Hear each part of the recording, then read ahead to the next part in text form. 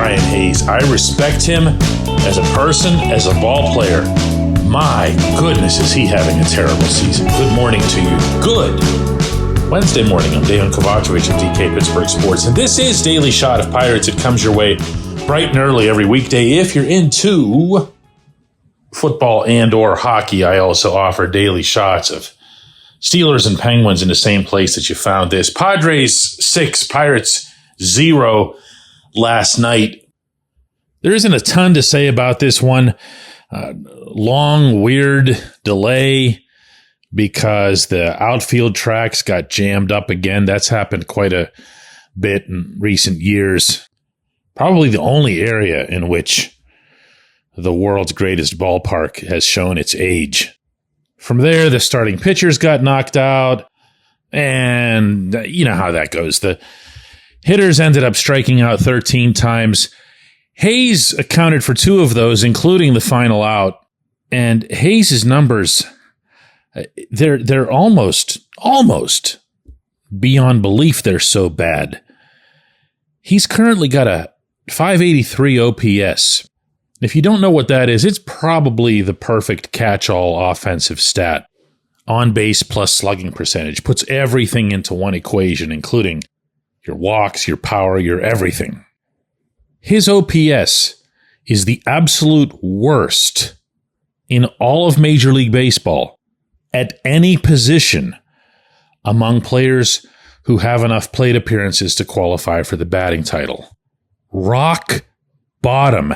In fact, Hayes' figure is so low that it's almost 40 points below the next lowest guy. And the reason for that is when somebody's hitting that badly, with precious few exceptions, they don't play every day. So understand the difference in what I'm saying here. I'm not saying he's the worst player in all of baseball. First of all, he might be the best defender. Second of all, there are hitters worse than him. But there are none who play every day. And if you think I'm about to go on a rant about him playing every day, no, I'm not going to do that either, because the Pirates have a long-term commitment to him. They have to get him right. And oh, by the way, a year ago, right about now, he erupted. He was his team's best hitter over the second half of 2023. So what went wrong? Well, a couple of things as I see it. One, and we all know the story by now, how John Nunnally, the hitting coach at AA Altoona, helped him out, got him going, according to Hayes and his family. Nunnally apparently violated Ben Cherington's protocol in doing so. Nunnally was fired at the very first opportunity following the season.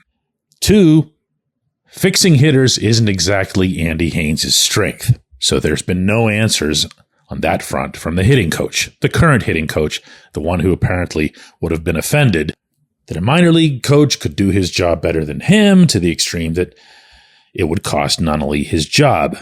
3, Hayes has the back issue. It's a very real back issue. It's an ongoing back issue. And that's known because every time there's a day game after a night game, somebody else plays third base. And each time it comes up as to why that's occurring, Derek Shelton will acknowledge that it's back maintenance. Okay, so take all of this, put it all together, and you still have one massive problem. Because as much as you can glow, and I did this yesterday, about the value that the Pirates are getting for their other mega contract, meaning Brian Reynolds, of course, this is the polar opposite.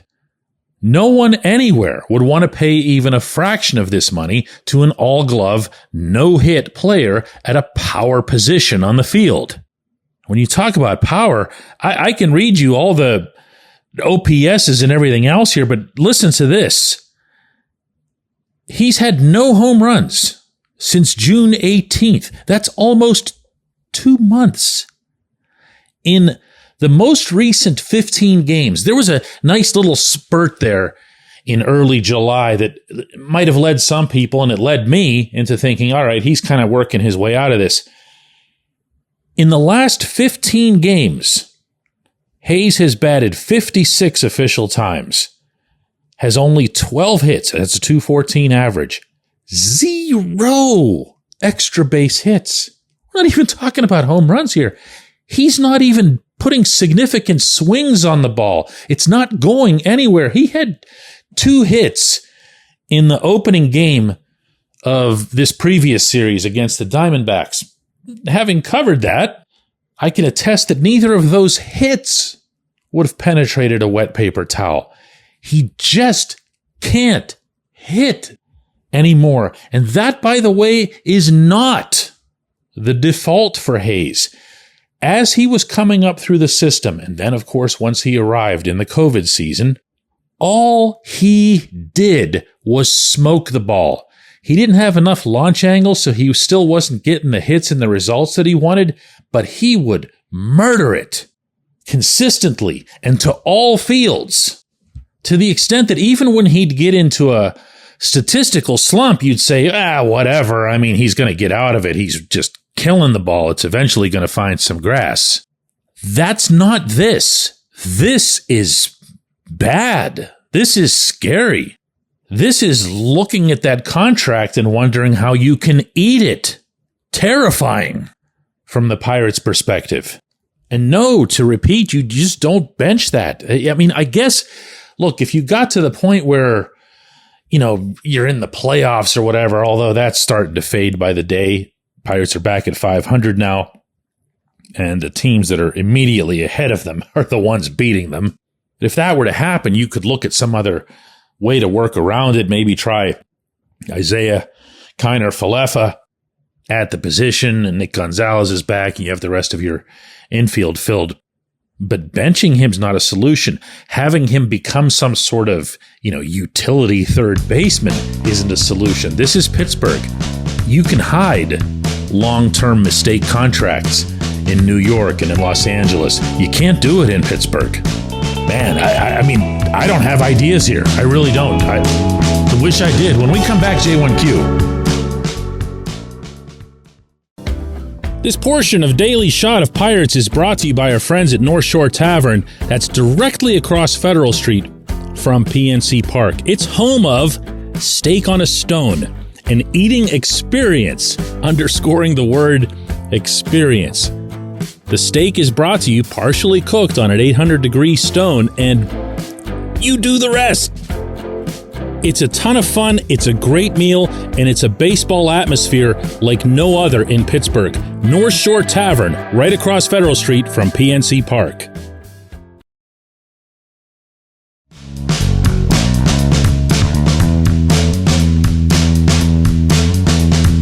Today's J1Q comes from Jason, who asks, DK, what's your feeling on Don Kelly being a manager either here or somewhere else?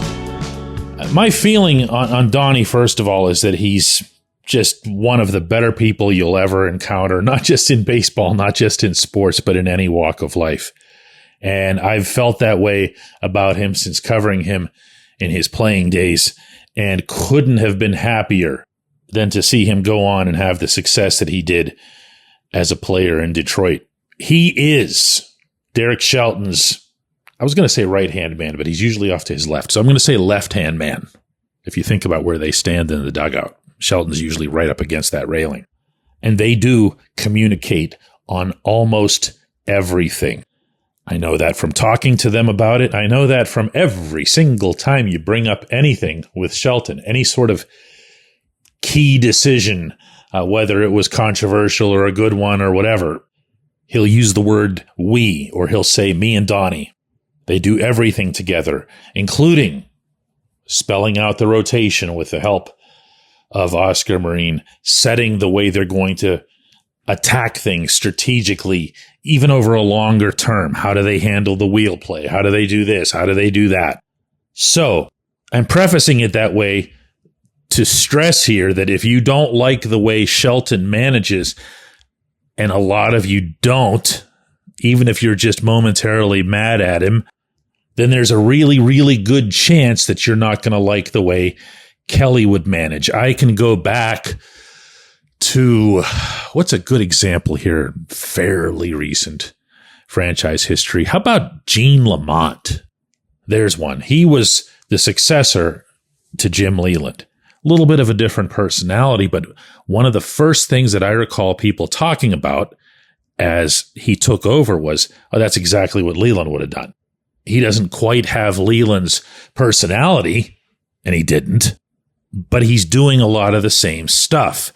And that's what you invariably get in these settings. That doesn't mean that Kelly couldn't become his own man or wouldn't become his own man. Remember, he's interviewed for managerial openings even in the time that he's held this position. And I'm sure that if he'd gotten one of those jobs, he would have found his own way in more than one facet. But, we all are a product of our environments to an extent. So if what you're really asking here, because again, everybody's mad about everything, a lot of it with cause, I might add, if what you're really asking is, should he or could he become Shelton's replacement? The first way that I'd answer that is that I don't think Shelton's in any trouble. Having spotted both him and Ben Cherington driving out to Latrobe yesterday, I was covering the Steelers out at St. Vincent College, and the two of them took the time to see how Mike Tomlin does things. And that's not stuff that happens between a GM and a manager where there's some kind of tension. They're friends. And B, if and when you do make a managerial move, you tend to clean house. There's not a whole lot of, we're going to keep this guy or we're going to keep most of the staff or anything like that. I appreciate the question. I appreciate where you're coming from. I don't see that as being a plausible scenario in the near-term future. We're going to do another one of these tomorrow.